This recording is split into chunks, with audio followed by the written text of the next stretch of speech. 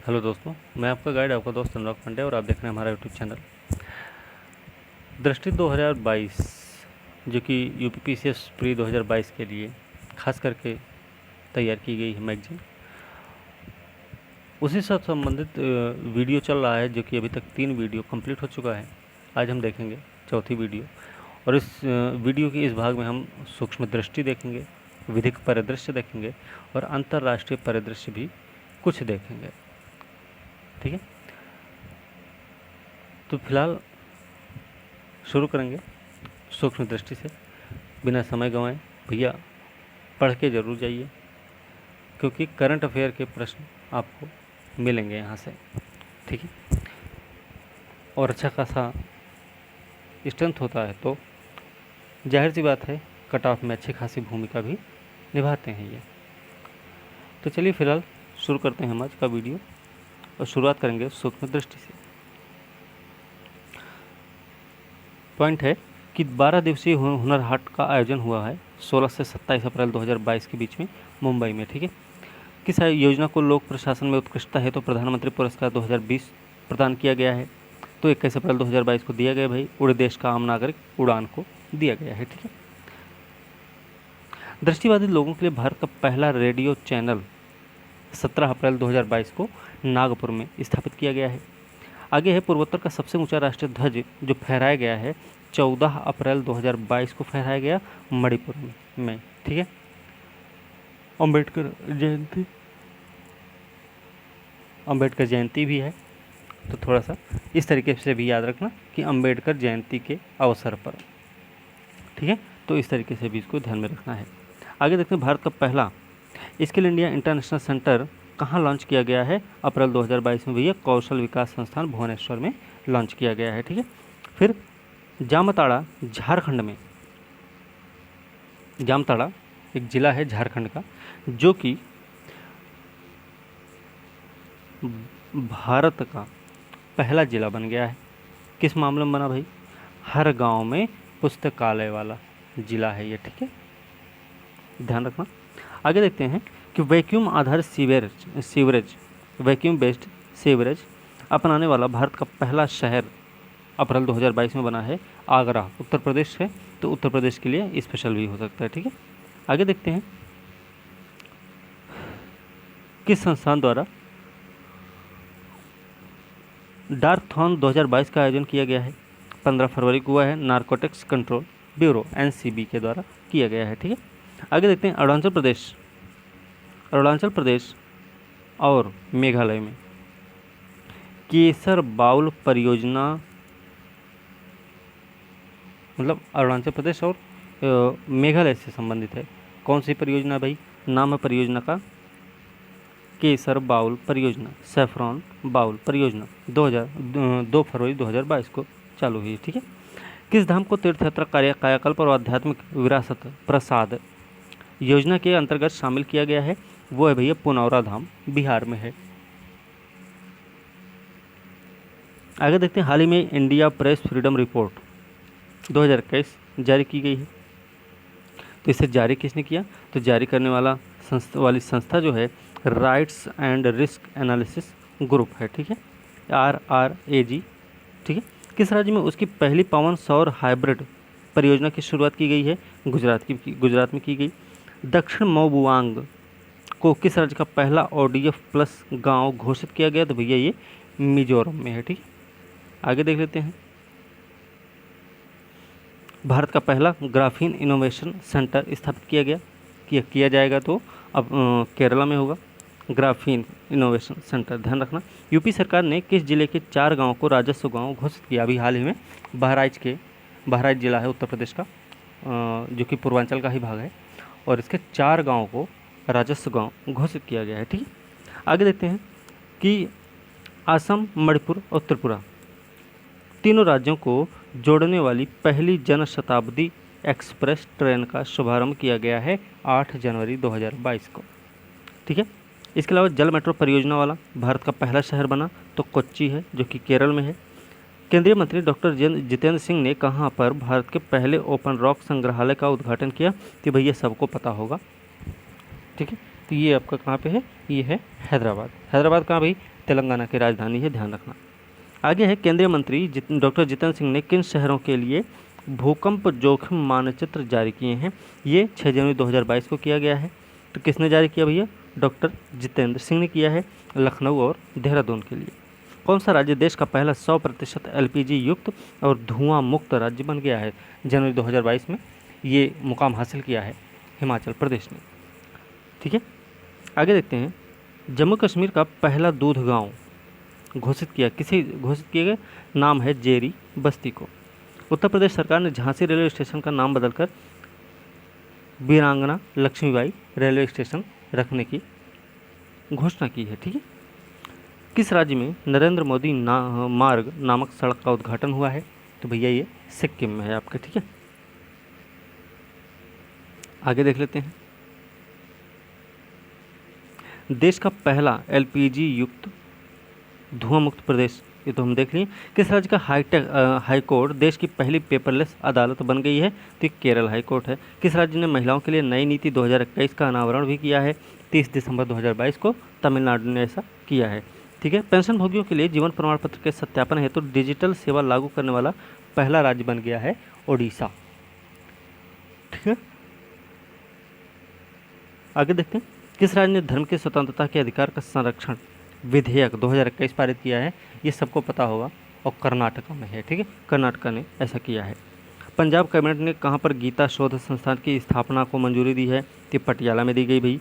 Eastern peripheral expressway पर पहले intelligence transport system का उद्घाटन हुआ है, ये डासना गाजियाबाद में हुआ है। ठीक है, आगे देखते हैं। 13 दिसंबर 2021 को प्रधानमंत्री नरेंद्र मोदी ने माँ उमिया धाम विकास परियोजना की आधारशिला रखी। कहाँ?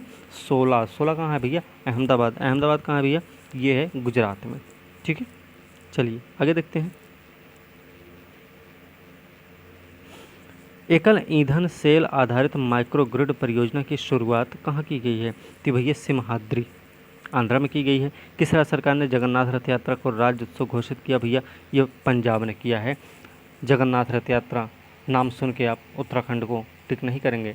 ठीक है, यहाँ पे आपको ध्यान रखना है, पंजाब ने ऐसा किया है। ठीक है, आगे देखते हैं कि नागालैंड सरकार ने कौन से 3 नए ज़िले बनाए? अभी 3 नए ज़िले बने हैं नागालैंड में। तो 3 नए ज़िले जो हैं, जैसे मिन्यू है, न्यूलैंड है, चुमू केडिमा। अब कितने ज़िले हो गए टोटल? अब हो गए भैया 15। पहले कितने थे? 12, अब 3 बन गए तो 15 हो गए। ठीक है, चलिए आगे देखते हैं। किस राज्य में 5 ड्रोन स्कूल खोले जाएंगे? तो भैया मध्य प्रदेश में खोले जाएंगे, और पहला खुल गया है ग्वालियर में। ठीक है, याद रखना। सरयू नहर राष्ट्रीय परियोजना का उद्घाटन बलरामपुर उत्तर प्रदेश में किया गया। उत्तर प्रदेश से संबंधित जो भी प्रश्न है ना, जो भी पॉइंट्स हैं, उनको थोड़ा सा ध्यान में रखना है खास करके। ठीक है, खादी ग्रामोद्योग आयोग के अनुसार लेह लद्दाख जम्मू कश्मीर में उत्पन्न पश्मीना ऊन का उत्पादन अब भैया उत्तर प्रदेश में भी होगा। ठीक है, तो इस बात को आपको ध्यान में रखना है।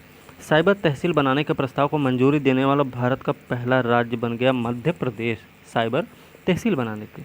ठीक है, आगे देखते हैं। ऊर्जा साक्षरता अभियान प्रारंभ करने वाला पहला राज्य मध्य प्रदेश है।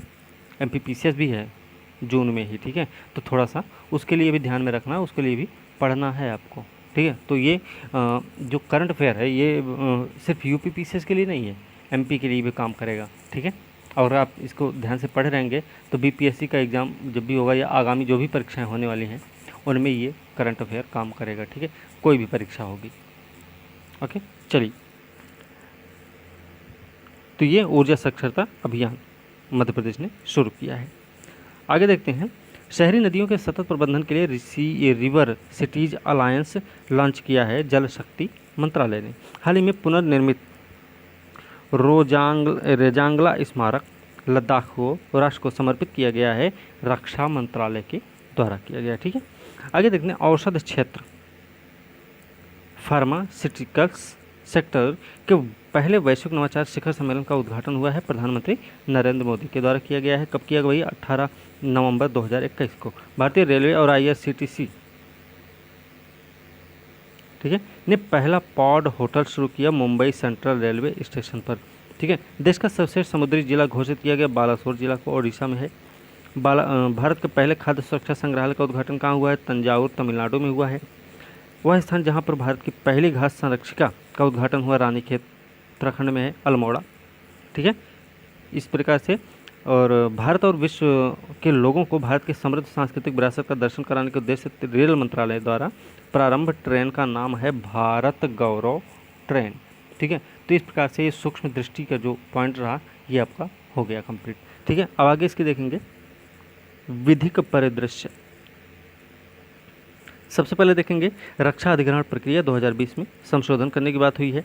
अब इसमें क्या है कि संशोधन से घरेलू उद्योग को 100 करोड़ रुपए से अधिक की लागत के अधिग्रहण के लिए इंटीग्रिटी पैक्ट बैंक गारंटी नहीं देनी होगी 100 करोड़ से अधिक के लिए, ठीक है। तो इसमें ये हमें ध्यान रखना है पॉइंट। एक चीज़ और याद रखना है इसमें कि इसके साथ ही इस सरलीकरण के साथ AON के अनुदान से अनुबंध पर हस्ताक्षर करने में लगने वाला जो समय है अब वो 22 सप्ताह हो गया है। मेक सेकंड प्रक्रिया में समय सीमा को मौजूदा कुल समय अवधि 122 से 180 सप्ताह से घटाकर 101 से 109 सप्ताह कर दिया गया है, ठीक है। चलिए निधि नियम 2014 देख लेते भैया, इसमें क्या है 2014 में संशोधन हुआ है। तो निधि कंपनी गैर बैंकिंग वित्तीय कंपनी होती है, याद रखना। इसका मुख्य व्यवसाय है उधार लेना और अपने सदस्यों के बीच पैसा उधार देना है, ठीक है। इस प्रकार से ये भी हो गया। दिल्ली नगर निगम संशोधन अधिनियम 2022 है। इसके जो भी महत्वपूर्ण बिंदु है ना उनको थोड़ा सा हम पढ़ेंगे, बाकी पूरा PDF नहीं देखेंगे उसमें हम ना।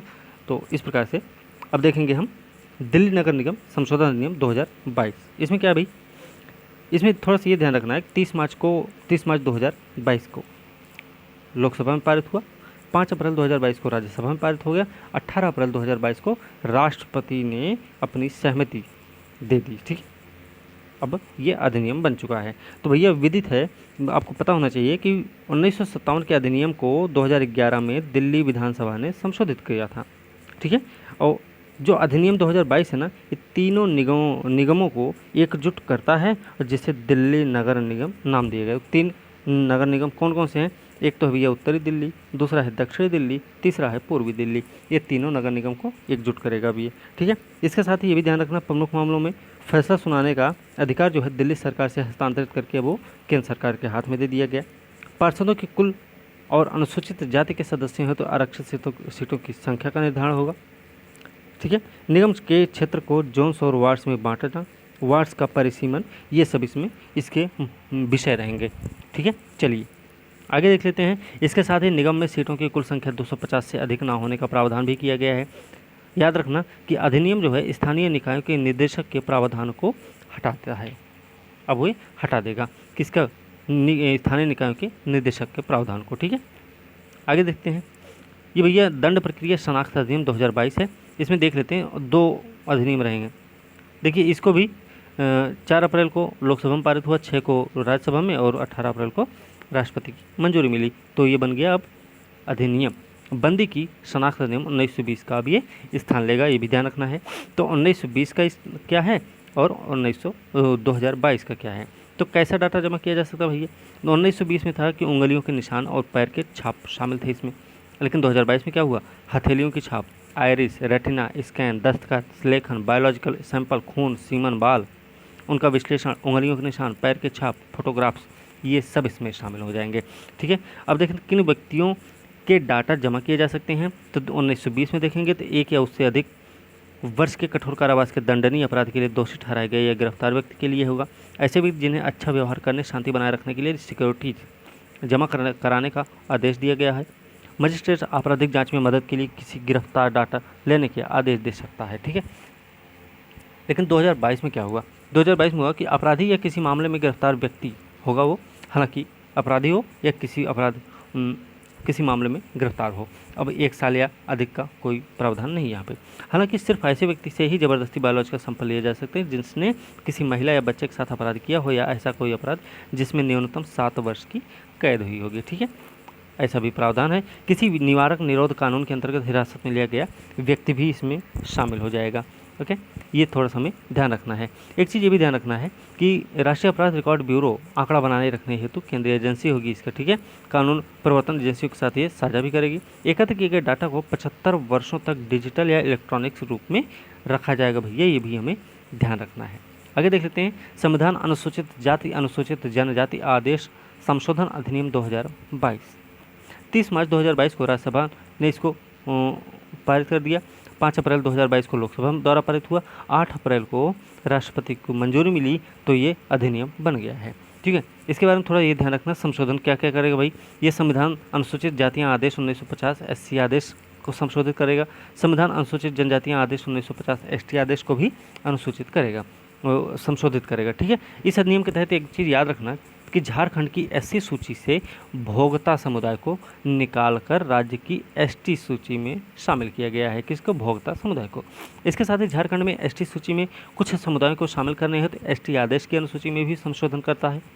और ये समुदाय जो होंगे देशवारी है, गंझू है, दौलतबंदी, द्वालबंदी जिसको बोलते हैं, पटबंदी है, राउत है, माझिया है, खैरी, खेरी जिसको बोलते हैं, तमरिया, तमड़िया है और पुरान, ये कुछ जनजातियाँ होंगी। ठीक है, इनमें संशोधन करेगा ये अधिनियम। ठीक है, आगे देखते हैं संविधान अनुसूचित जनजाति आदेश संशोधन अधिनियम 2022। 28 मार्च को लोकसभा में, 6 अप्रैल को राज्यसभा में और 18 अप्रैल को राष्ट्रपति की मंजूरी मिल गई। ठीक है, इतना हमें ध्यान रखना है। इसके बाद ध्यान ये रखना है कि यह संविधान अनुसूचित जनजाति आदेश 1950 में संशोधन करेगा। इसके बाद ही 1950 के आदेश की अनुसूची के भाग 15 में संशोधन किया जाएगा भैया, स्टेटमेंट के रूप में ध्यान रखना है। और याद रखना है कि भाग 15 जो है त्रिपुरा में अनुसूचित जनजातियों को निर्दिष्ट करता है। नवीनतम अधिनियम में क्या होगा, इसके द्वारा त्रिपुरा में अनुसूचित जातियों की सूची में कुकी जनजाति की उपजाति के रूप में दारलोंग जनजाति है, इसको शामिल किया गया है। कहाँ पे भैया? त्रिपुरा में है। तो त्रिपुरा में ये जनजाति पाई जाती है, ये भी हमें ध्यान रखना है। ठीक है, कुकी जनजाति की उपजाति है, उप जनजाति है। ठीक है, चलिए आगे देखते हैं संविधान अनुसूचित जनजातियाँ अनुसूचित जातियाँ जनजातियाँ आदेश दूसरा संशोधन विधेयक 2022 लाया गया। ठीक है, चलिए इसमें देख लेते हैं। यह संविधान अनुसूचित जनजातियाँ उत्तर प्रदेश आदेश 1967 और संविधान अनुसूचित जातियाँ आदेश 1950 में उत्तर प्रदेश से संबंधित प्रावधानों में संशोधन होगा। क्या होगा कि 4 जिलों में गोंड समुदाय को SC सूची से हटाया जा सके। तो कौन कौन से 4 जिले भाई? यूपी का है तो थोड़ा ध्यान रखना है, चंदौली है, कुशीनगर है, संत कबीर नगर है और संत रविदास नगर है। इन्हीं 4 जिलों से गोंड समुदाय को SC सूची से हटाया जा सकेगा, ऐसे इसीलिए ये संशोधन लाया गया। ठीक है, इसके अलावा याद रखना विधेयक इन 4 जिलों में गोंड समुदाय को अनुसूचित जनजाति के तौर पर मान्यता देने हेतु ST आदेश में संशोधन भी करता है। ठीक है, आगे देखते हैं निर्वाचन विधि संशोधन अधिनियम 2021। क्या है कि 20 दिसंबर को लोकसभा में पारित हुआ, 21 दिसंबर को राज्यसभा में हो गया और 29 दिसंबर को ये राष्ट्रपति द्वारा इसको अनुमति मिल गई है। ठीक है, जनप्रतिनिधित्व अधिनियम 1950 और जनप्रतिनिधित्व अधिनियम 1951 में संशोधन किया गया है। उद्देश्य क्या है कि आधार को वोटर ID से जोड़ने के माध्यम से दोहरे नामांकन के खतरे को अब रोकना है।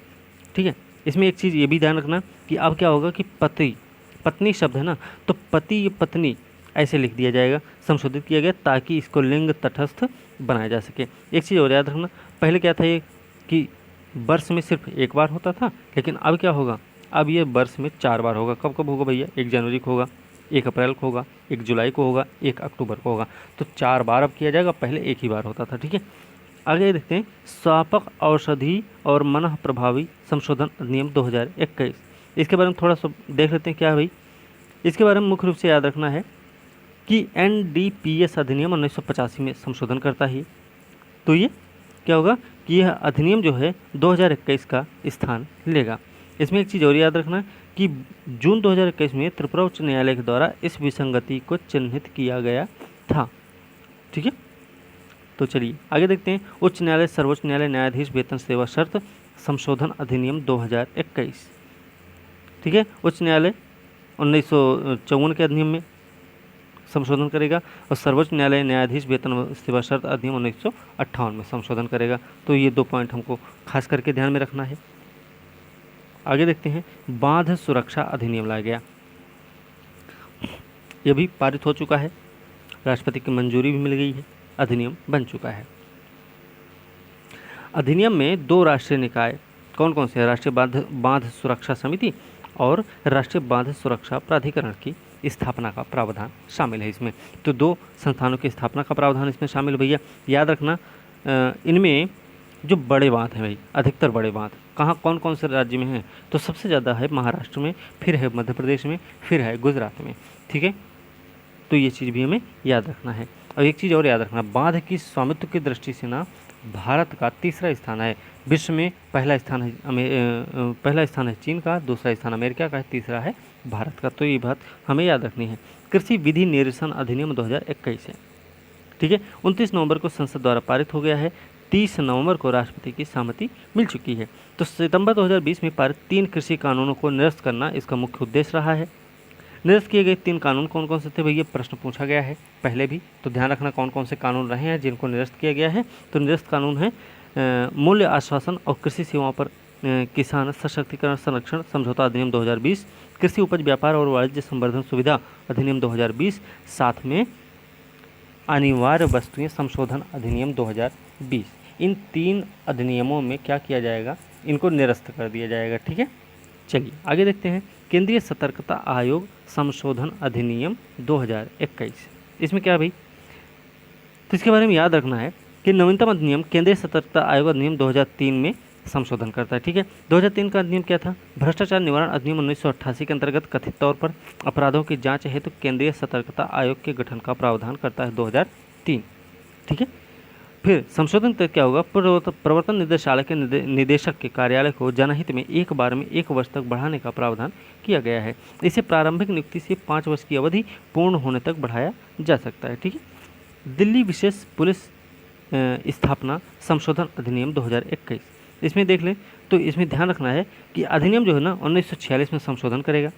46 के अंतर्गत निदेशक का कार्यकाल जो था वो था कम से कम 2 साल का, ठीक है। नवीनतम अधिनियम में क्या हुआ कि निदेशक का कार्यकाल की नियुक्ति की प्रारंभिक तारीख से 5 वर्ष पूर्ण होने तक एक बार में 1 वर्ष तक बढ़ाया जा सकता है। तो हमें ये चीज़ भी याद रखनी है, ठीक है। आगे ये भी ध्यान रखना है कि निदेशक की नियुक्ति केंद्र सरकार द्वारा की जाती है और इस नियुक्ति हेतु एक समिति सरकार को सुझाव देती है। इस समिति में निम्नलिखित सदस्य भी होते हैं। कौन कौन से सदस्य हैं जो समिति है भाई, उस समिति के सदस्य होते हैं प्रधानमंत्री, अध्यक्ष होते हैं, लोकसभा में विपक्ष का नेता होता है और भारत के मुख्य न्यायाधीश या CJI द्वारा नामित सर्वोच्च न्यायालय का एक न्यायाधीश होगा।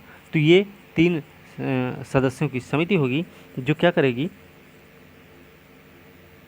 निदेशक की नियुक्ति करती है, ठीक है। आगे देखते हैं पेटेंट संशोधन अधिनियम 2021 है। संशोधन जो होगा 21 सितंबर 2021 से लागू हो चुका है। शैक्षणिक संस्थानों हेतु पेटेंट फीस में 80% तक की कटौती कर दी गई है। नवाचार और नवीन प्रौद्योगिकी के विकास को प्रोत्साहन प्रदान करना इसका प्रमुख उद्देश्य रहा है, ठीक है। इसके साथ याद रखना कि विभिन्न प्रयासों के परिणामस्वरूप पेटेंट की जांच में लगने वाला जो समय था 2015 के औसत 72 महीने से घटाकर अभी 12 से 30 महीना हो गया है, जो प्रौद्योगिकी क्षेत्रों पर भी निर्भर करता है, ठीक है। थोड़ा सा हमें ये भी ध्यान रखना है। ड्रोन नियम बनाए गए हैं। ड्रोन नियम जो है इससे संबंधित जो प्रमुख है उसके बारे में थोड़ा देख लेते हैं कि प्रपत्रों की संख्या 25 से घटाकर 5 और 72 प्रकार के शुल्कों की संख्या घटाकर 4 कर दी गई। शुल्क हो गए हैं 4, प्रपत्र हो गए 5, ठीक है। याद रखना उदाहरण है रिमोट पायलट लाइसेंस शुल्क जो बड़े ड्रोन है तो 3000 रुपये था, उसे सभी श्रेणियों के ड्रोन के लिए घटाकर अब 100 रुपया कर दिया गया और ये 10 वर्षों तक वैध भी होगा। दूसरी चीज़ है कि विभिन्न प्रकार के अनुमोदन प्राप्त करने हेतु व्यवसाय के अनुकूल सिंगल विंडो ऑनलाइन सिस्टम के रूप में डिजिटल स्काई प्लेटफॉर्म का निर्माण भी किया जाएगा, ठीक है। और एक चीज़ याद रखना, हरित क्षेत्रों में 400 फीट तक और हवाई अड्डे की परिधि में 8 से 12 किलोमीटर के बीच के क्षेत्रों में 200 फीट मतलब 60 मीटर की ऊर्ध्वाधर दूरी तक ड्रोन उड़ाने हेतु अनुमति की आवश्यकता अब नहीं होगी। लेकिन याद रखना हवाई अड्डे की परिधि से पीले क्षेत्र को 45 किलोमीटर से घटाकर अब भैया 12 किलोमीटर कर दिया गया है, ठीक है। माइक्रो ड्रोन और नैनो ड्रोन है तो रिमोट पायलट लाइसेंस की आवश्यकता अब नहीं होगी। याद रखना इसमें याद रखना कि ड्रोन और ड्रोन के पुर्जों की आयात को विदेशी व्यापार महानिदेशालय द्वारा नियमित किया जाएगा, ठीक है। इसके बाद एक चीज़ और याद रखना है कि नियमों के उल्लंघन अगर कोई नियम का उल्लंघन करता है तो जुर्माने की राशि घटाकर 1 लाख रुपये कर दी गई है, ठीक है। भविष्य में no permission no take out, real time tracking, beacon, geofencing आदि जैसी सुरक्षा और संरक्षा सुविधाओं को अधिसूचित भी किया गया है। व्यापार अनुकूल नियम बनाने हेतु ड्रोन संवर्धन परिषद की स्थापना भी की जाएगी, ठीक है। तो इस प्रकार से हमें ये चीज़ भी ध्यान में रखनी है। आगे देखते हैं 105वां संविधान संशोधन अधिनियम लाया गया है। क्या भाई 127वां संविधान संशोधन विधेयक 2021 10 अगस्त 2021 को लोकसभा द्वारा, 11 अगस्त को राज्यसभा द्वारा पारित हुआ, 18 अगस्त को राष्ट्रपति को मंजूरी मिल गई और मिलने के बाद विधेयक को 105वें संविधान संशोधन अधिनियम 2021 के रूप में अधिसूचित कर दिया गया है। ठीक है, अब देखते हैं इसके स्मरणीय तथ्य क्या हैं। इसका मतलब भैया क्या होगा, उद्देश्य है कि सामाजिक शैक्षणिक रूप से पिछड़े वर्गों की पहचान करने की राज्यों की शक्ति को बहाल करना है। मई 2021 में उच्चतम न्यायालय के एक निर्णय के अनुसार 102वें संविधान संशोधन के लागू होने के पश्चात समुदायों को पिछड़ा वर्ग सूची में शामिल करने या फिर बाहर करने की राज्यों की शक्ति समाप्त हो गई थी। 102वें संविधान संशोधन के बाद ऐसा हुआ था, उसी चीज़ को बहाल करना था। तो 102वां संविधान संशोधन क्या था, 2018 के माध्यम से राष्ट्रीय पिछड़ा वर्ग आयोग को संवैधानिक दर्जा दिया गया था। तो भैया एक प्रश्न भी तैयार हो गया कि राष्ट्रीय पिछड़ा वर्ग आयोग को संवैधानिक दर्जा किस अधिनियम के द्वारा दिया गया था, तो संशोधन अधिनियम है 102। ठीक है, तो ये चीज़ भी हमें ध्यान रखनी है। चलिए आगे देखते हैं, राष्ट्रीय होम्योपैथी आयोग संशोधन अधिनियम 2021 के बारे में देख लेते हैं।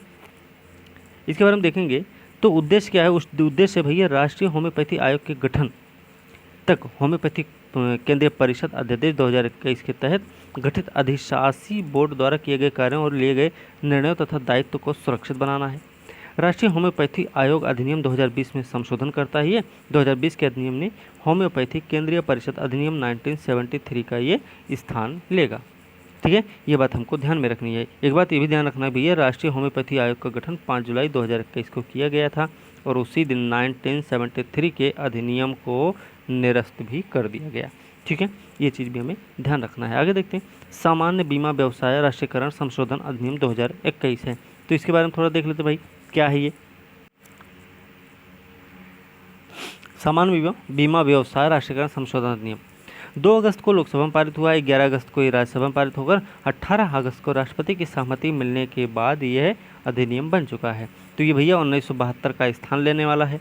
याद रखना कि निजी क्षेत्र की भागीदारी बढ़ाने का प्रावधान है। एक नवीनतम अधिनियम जो है सामान्य बीमा व्यवसाय की परिभाषा में परिवर्तन करते हुए बीमा अधिनियम 1938 के अधिनियम में दी गई परिभाषाओं के क्या कर रहा है, संदर्भित करता है। ठीक है, इसके अलावा एक चीज़ और याद रखना, ये इसमें क्या क्या शामिल होगा, अग्नि समुद्र विविध बीमा व्यवसाय के अतिरिक्त कैपिटल रिडम्पशन एन्युटी सर्टेन को सामान्य बीमा व्यवसाय में शामिल करता है। ठीक है, चलिए आगे देखते हैं, उत्तर प्रदेश जनसंख्या नियंत्रण विधेयक 2021 लाया गया। तो भैया ये मसौदा जो है एक बच्चा नीति को प्रोत्साहित करता है और 2 बच्चा नीति पर आधारित है। ठीक है, एक चीज़ हमको ये ध्यान रखना है, उत्तर प्रदेश जनसंख्या नियंत्रण से स्त्रीकरण कल्याण विधेयक है, 2021 नाम से जाना जाएगा। ठीक है, इसके साथ में बस इतना ही ध्यान रखना है और इसमें कुछ और तो नहीं है। ठीक है, चलिए आगे देखते हैं, निक्षेप बीमा प्रत्यय गारंटी निगम संशोधन अधिनियम 2021 लाया गया। तो भैया याद रखना कि यह अधिनियम deposit insurance credit guarantee corporation अधिनियम 1961 में संशोधन करेगा, पहली चीज़ तो याद रखनी है।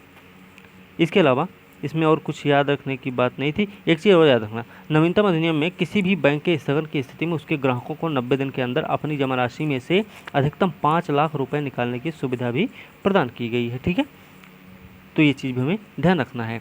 आगे देख लेते हैं, कराधान विधि संशोधन अधिनियम 2021 क्या है भैया, ये आयकर अधिनियम 1961 और वित्तीय अधिनियम 2012 में संशोधन करता है। कौन सा है, कराधान विधि संशोधन अधिनियम 2021। इसमें याद रखना इसका उद्देश्य है कर संबंधी निश्चितता लाना है। ठीक है, अधिकरण सुधार अधिनियम है, तो इसमें तो कुछ नहीं था। एक चीज़ याद रखना कि राष्ट्रीय राजधानी क्षेत्र और निकटवर्ती क्षेत्रों में वायु गुणवत्ता प्रबंधन आयोग अधिनियम 2021 लाया गया। तो क्या भैया 4 अगस्त को लोकसभा में, 5 को राज्यसभा में पारित हुआ है और 12 अगस्त को राष्ट्रपति की अनुमति मिलने के साथ ही यह अधिनियम बन गया है। अब याद रखना निकटवर्ती क्षेत्र कौन कौन से भैया, हरियाणा है, पंजाब, राजस्थान, उत्तर प्रदेश का क्षेत्र और दिल्ली राष्ट्रीय राजधानी तथा NCR क्षेत्र इसमें शामिल होगा। ठीक है, 1998 में NCR में स्थापित पर्यावरण प्रदूषण रोकथाम नियंत्रण प्राधिकरण को अब भंग कर दिया गया है। कब, 1998 में स्थापित हुआ था, उसी को भंग किया गया। एक चीज़ ये भी याद रखना कि इस अधिनियम के प्रावधानों और आयोग के आदेशों निर्देशों का उल्लंघन करने पर 5 वर्ष तक की कैद या फिर 1 करोड़ रुपया या फिर दोनों हो सकता है। इस अधिनियम में क्या हुआ है कि किसानों को इस जुर्माने के दायरे से बाहर रखा गया, पहली बात तो। लेकिन आयोग जो पराली जलने से होने वाले प्रदूषण पर हैं, उस पर केंद्र सरकार द्वारा निर्दिष्ट पर्यावरणीय मुआवजे के अनुसार किसानों से मुआवजा वसूल करती है। ठीक है, किसानों को तो बाहर रखा गया, लेकिन पराली जलने से जो नुकसान होगा उसकी भरपाई तो करनी पड़ेगी फिलहाल। ठीक है, इतना हमें ध्यान रखना है। प्लास्टिक अपशिष्ट प्रबंधन ये सब, ठीक है। आगे देखते हैं, शोधन अक्षमता और दिवाला संहिता संशोधन अधिनियम 2021 क्या है? भारतीय दिवाला शोधन अक्षमता बोर्ड के अध्यक्ष हैं MS साहू। कौन है? भारतीय दिवाला शोधन अक्षमता बोर्ड के अध्यक्ष कौन है? MS साहू हैं। इनकी अध्यक्षता में गठित हुई इंसॉल्वेंसी लॉ कमेटी ने इंसॉल्वेंसी एंड बैंकरप्सी संहिता 2016 की मूल संरचना के अंदर एक प्री पैकेज ढांचे की सिफारिश की थी। किसने की थी भैया? MS साहू की अध्यक्षता में जो समिति बनाई गई थी। ठीक है, तो इसके बारे में थोड़ा सा ये ध्यान रखना है कि कम से कम 1 लाख रुपए का डिफ़ॉल्ट होने की स्थिति में pre packaged insolvency resolution process शुरू करने के लिए आवेदन किया जा सकता है। ठीक है, चलिए आगे देख लेते हैं। अंतर्राष्ट्रीय परिदृश्य पर आते हैं हम। अंतर्राष्ट्रीय परिदृश्य में सबसे पहले हम भारत और जर्मनी की बात देख लेते हैं। तो भारत जर्मनी, अभी देखिए प्रधानमंत्री जी 3 दिवसीय यूरोप यात्रा पर गए हुए थे 2 से 4 मई 2022 के बीच में। ठीक है, इसमें क्या हुआ कि 3 देश की यात्रा इन्होंने की थी, जर्मनी, डेनमार्क और फ्रांस की यात्रा की थी। इन्होंने कौन कौन सी? जर्मनी, डेनमार्क और फ्रांस की यात्रा की। तो इसमें क्या हुआ कि भारत जर्मनी अंतर सरकारी परामर्श के 6ठे संस्करण का आयोजन हुआ है। इसी दौरान इसमें जो जर्मनी के चांसलर हैं ओलाफ शोल्ज के साथ IGC के पूर्ण सत्र की सह अध्यक्षता की थी प्रधानमंत्री जी ने हमारे। ठीक है, IGC क्या है? IGC भैया एक विशिष्ट द्विवार्षिक प्रारूप है जिसे भारत केवल जर्मनी के साथ आयोजित करता है। इसमें याद रखना, IGC के दौरान प्रधानमंत्री मोदी जी और चांसलर शोल्ज के मध्य हरित और सतत विकास साझेदारी की स्थापना के संयुक्त घोषणा पत्र पर भी हस्ताक्षर हुआ है। एक चीज़ और याद रखना कि हरित हाइड्रोजन दोनों देश मिलकर दोनों देशों द्वारा हरित हाइड्रोजन टास्क फोर्स के सृजन पर निर्णय लिया गया है। साथ में ये भी ध्यान रखना है कि 2021 में भारत और जर्मनी के मध्य राजनयिक संबंधों की स्थापना के 70 साल पूरे हुए हैं। कब पूरे हुए भैया? 2021 में पूरे हुए। जर्मनी ने क्या किया कि रणनीतिक साझेदार है, दोनों ही देश 2000 से सन 2000 से रणनीतिक साझेदार हैं। और याद रखना G7 की अध्यक्षता इस समय जर्मनी के हाथ में है। तो 2022 का जो G7 का सम्मेलन होने वाला है वो जर्मनी में ही होगा, जाहिर सी बात है। तो कहाँ पे होगा भैया? स्लॉस एल्माउ बावेरियन आल्प्स में प्रस्तावित है। भारत डेनमार्क बारे में देख लें तो देखिए 2 से 4 मई के बीच में गए थे, तो पहले जर्मनी गए हैं, फिर उसके बाद डेनमार्क जाएंगे। तो डेनमार्क में क्या क्या किए हैं भाई वो भी देख लेते हैं। तो डेनमार्क की प्रधानमंत्री हैं मेटे फ्रेडरिक्सन के निमंत्रण पर कोपेनहेगन डेनमार्क की आधिकारिक यात्रा इन्होंने संपन्न की है। किसने? प्रधानमंत्री जी ने। ठीक है, ये पहली यात्रा थी, याद रखना, प्रधानमंत्री जी की। डेनमार्क के प्रधानमंत्री के रूप में सुश्री फ्रेडरिक्सन ने 9 से 11 अक्टूबर 2021 के मध्य भारत की राजकीय यात्रा उन्होंने भी की थी। यहाँ पे एक चीज़ याद रखना कि इंडिया ग्रीन फाइनेंस इनिशिएटिव को लॉन्च किया गया है, जो भारत में हरित परियोजनाओं के वित्त पोषण में योगदान देगा। दूसरी चीज़, हरित रणनीतिक साझेदारी की स्थापना भी हुई थी। ठीक है, ये चीज़ हमें ध्यान रखना है। एक चीज़ और याद रखना है कि 4 मई 2022 को कोपेनहेगन में प्रधानमंत्री नरेंद्र मोदी ने दूसरे भारत नॉर्डिक शिखर सम्मेलन में प्रतिभाग भी किया था। इस शिखर सम्मेलन में डेनमार्क के प्रधानमंत्री के अतिरिक्त कौन कौन लोग थे? तो भैया आइसलैंड के प्रधानमंत्री कैटरीन जैकब डॉटिर रही हैं, नॉर्वे के प्रधानमंत्री जोनास गाहर स्टोर रहे हैं, स्वीडन के प्रधानमंत्री मैग्डलेना एंडरसन और फिनलैंड के प्रधानमंत्री सना मारिन ने भी भाग लिया। एक चीज़ याद रखना कि मेज़बानी जो की थी वो थी डेनमार्क की प्रधानमंत्री थी। ठीक है, ये चीज़ भी हमें याद रखना है। इसके साथ एक चीज़ और याद रखना कि प्रथम भारत नॉर्डिक शिखर सम्मेलन कब हुआ था? तो 2018 में हुआ था। और कहाँ हुआ था? स्टॉकहोम में हुआ था। स्टॉकहोम कहाँ भैया? स्वीडन में, स्वीडन की राजधानी है। ठीक है, ये चीज़ हमें ध्यान रखना है। इस समय 9 समझौते हुए हैं। कौन कौन से समझौते हैं भैया? प्रवासन गतिशीलता साझेदारी पर आशय घोषणा हुई है, हरित पोत परिवहन में उत्कृष्टता केंद्र पर आशय पत्र है, 2022 से 26 की अवधि में सांस्कृतिक विनिमय कार्यक्रम पर हस्ताक्षर हुए, मंत्री स्तरीय ऊर्जा नीति संवाद को लॉन्च किया जाना, इस पे भी हस्ताक्षर हो गया। Bharat ICARS international centre for anti microbial resistance solution में मिशन भागीदार के रूप में शामिल होगा। स्टार्टअप सहयोग को सुगम बनाने हेतु इन्वेस्ट इंडिया और डेनमार्क तकनीकी विश्वविद्यालय के मध्य आशय पत्र पर भी हस्ताक्षर हुए हैं। अब हम देखेंगे भारत और फ्रांस, क्योंकि जर्मनी भी गए, डेनमार्क अब गए, अब हो जाएंगे फ्रांस। ठीक है। अंतिम यात्रा फ्रांस की है, पहली यात्रा जर्मनी की थी। तो अंतिम यात्रा जो फ्रांस की है उसमें क्या क्या हुआ कि भारत और फ्रांस 1998 से ही रणनीतिक भागीदार हैं दोनों। पेरिस बुक फेस्टिवल 2022 हुआ है, तो उसमें भारत को गेस्ट ऑफ ऑनर का दर्जा दिया गया है। एक चीज़ और याद रखना कि नई दिल्ली विश्व पुस्तक मेला के अगले संस्करण में फ्रांस को फ्रांस जो है गेस्ट ऑफ ऑनर होगा, ये चीज़ भी हमें याद रखना। फिर भैया भारत और मॉरिशस के बीच में देख लें क्या क्या है।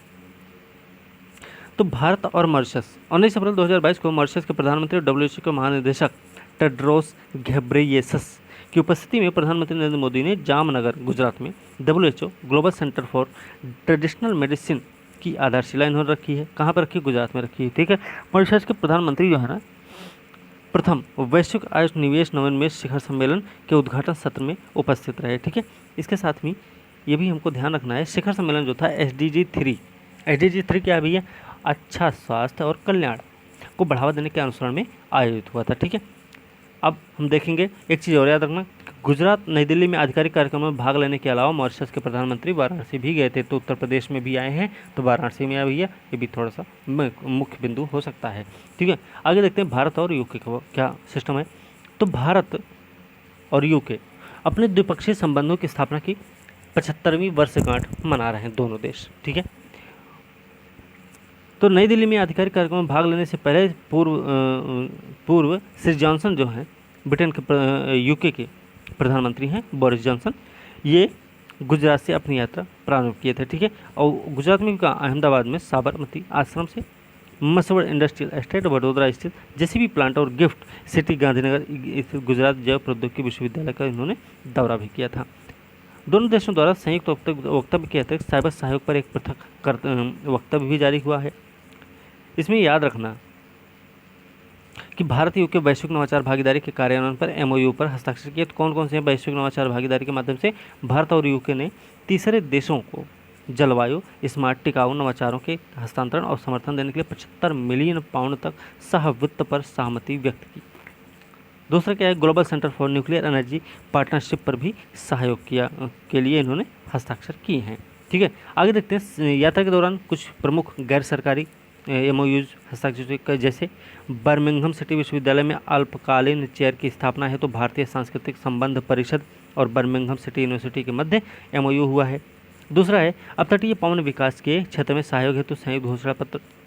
आर्टिफिशियल इंटेलिजेंस पर शेवनिंग अडानी छात्रवृत्ति के सृजन पर समझौता ज्ञापन हुआ। न्यू स्पेस इंडिया लिमिटेड और वन वेब के बीच उपग्रह प्रक्षेपण कार्यक्रम पर भी समझौता ज्ञापन हुआ है। ठीक है, तो ये आज हमें लगता है कि अब इसके आगे नहीं, अब इसके आगे कुछ है नहीं फिलहाल। ठीक है, तो भाई आज का वीडियो अब देखिए यहीं पे समाप्त कर देंगे। ठीक है, अब अगली जो वीडियो होगी ना थोड़ा सा और देखेंगे हम ये अंतर्राष्ट्रीय परिदृश्य को, इसके बाद हम शुरू करेंगे यूपी स्पेशल, मतलब टॉपिक वाइज अब देखेंगे। फिर हम यूपी स्पेशल का जो बनेगा वो वीडियो एक में ही कंप्लीट कर देंगे हम पूरा। ठीक है, तो इस तरीके से अब हम देखेंगे, तो जल्दी जल्दी निपटा देना पूरा। ठीक है, तो इसी के साथ आज की वीडियो हम यहीं समाप्त करेंगे और अगली वीडियो के साथ भैया कल मिलते हैं। वीडियो अच्छी है, वीडियो ध्यान से सुनिए आप लोग, कंटेंट बढ़िया है, जो आपकी परीक्षा की दृष्टि से महत्वपूर्ण है। जितने भी प्रश्न हैं करंट अफेयर के हुआ ये आपके यहाँ से कवर हो जाएंगे। अंतिम समय है तो पूरा जोर लगा देना है आपको। ठीक है, तो चलिए आज की वीडियो हम यहीं समाप्त करेंगे, अगली वीडियो के साथ कल मिलते हैं, तब तक के लिए धन्यवाद।